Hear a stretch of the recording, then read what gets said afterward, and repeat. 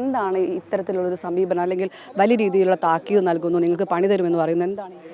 ഈ സർവകലാശാലക്കകത്ത് വ്യാകരണ ഡിപ്പാർട്ട്മെൻറ്റ് വകുപ്പ് മേധാവി HOD പറഞ്ഞ സർവകലാശാലക്കകത്തുള്ള വിദ്യാർത്ഥികളെയും ഗവേഷകരും ഉൾപ്പെടെ ഈ പരിപാടി നിർബന്ധമായി പങ്കെടുക്കേണ്ടതുണ്ട്. ആ പങ്കെടുക്കാത്ത പക്ഷം ആ വിദ്യാർത്ഥികൾക്ക് ഈ പറഞ്ഞ അവരിപ്പോൾ ഒരു ഗവേഷകനെ സംബന്ധിച്ച് അവന് ഏറ്റവും ഇമ്പോർട്ടൻ്റ് ആയിട്ടുള്ള പല പ്രക്രിയകളും ഈ കടന്നു പോകുന്നുണ്ട്. RIC, അതുപോലെ തന്നെ pre submission, submission, open defence. ഇപ്പോൾ ഈ പ്രക്രിയയിലെല്ലാം കടന്നു പോകുമ്പോൾ ഇവിടുത്തെ HOD അവരുടെ ഗൈഡിനും പ്രധാനമേറിയ ഒരു പങ്ക് വഹിക്കേണ്ടതുണ്ട്. അവരുടെ ഒരു അനുമതി ഇല്ലാതെ ഈ പറഞ്ഞ പ്രക്രിയ അത്ര എളുപ്പമായിരിക്കില്ല. അപ്പോൾ ഈ പ്രക്രിയയിലെല്ലാം നിങ്ങൾ ബുദ്ധിമുട്ടിക്കും എന്നുള്ള രീതിയിലുള്ളൊരു ഭീഷണി സ്വരമുള്ളൊരു സന്ദേശമായിരുന്നു ആ ഗ്രൂപ്പിൽ ഉൾപ്പെടെ പ്രചരിപ്പിക്കുന്ന ഒരു സാഹചര്യം ഉണ്ടായത്. നിർബന്ധമായിട്ട് പങ്കെടുക്കേണ്ടതുണ്ട്, പങ്കെടുക്കുന്നവരെ പരിഗണിക്കും, അല്ലാത്തവരെ വേണ്ട രീതിയിൽ കാണും എന്നുള്ള രീതിയിലുള്ളൊരു സന്ദേശം, ഭീഷണി സ്വരമുള്ള സന്ദേശമായിരുന്നു ആ വകുപ്പ് മേധാവി ഉൾപ്പെടെ പുറത്തിറക്കുന്ന ഒരു സാഹചര്യം ഉണ്ടായത്. അപ്പോൾ അതിനെതിരെ നമ്മൾ പ്രതിഷേധമുണ്ട്.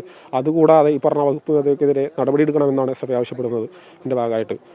പിന്നെ നമ്മൾ ഈ പറഞ്ഞ ഒരു സർവകലാശാലകത്ത് പഠിക്കുന്ന വിദ്യാർത്ഥികൾ എന്ന് പറയുമ്പോൾ ഈ സർവകലാശാലകത്ത് പഠിക്കുന്ന ഗവേഷകരും PG UG പഠിക്കുന്ന വിദ്യാർത്ഥികളാണ്. അവരെ കൃത്യമായിട്ട് അച്ചടക്കം പഠിപ്പിക്കേണ്ട ആവശ്യമില്ല.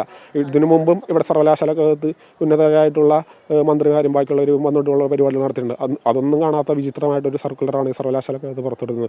ഗവർണർ വരുമ്പോൾ എണീറ്റ് നിൽക്കണം, അതുപോലെ തന്നെ പോകുമ്പോൾ എണീറ്റ് നിൽക്കണം, അത് ആദരവ് പ്രകടിപ്പിക്കാൻ വേണ്ടി കൈയടിക്കണം, അത് നിശബ്ദമായി ഒരു അധികം സൗണ്ട് ഇല്ലാതെ നിയന്ത്രിതമായിട്ടുള്ള വീടുകളെല്ലാം വേണം എന്നുള്ള രീതിയിലാണ് ആവശ്യപ്പെട്ടിരിക്കുന്നത്.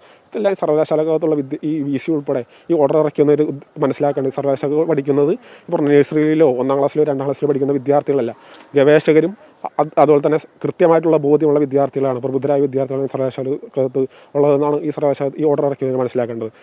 ഇതിൻ്റെ ഭാഗമായിട്ട് നമ്മൾ 2 ബാനർ ഉൾപ്പെടെ ഉയർത്തുന്ന ഒരു സാഹചര്യം ഉണ്ടായി.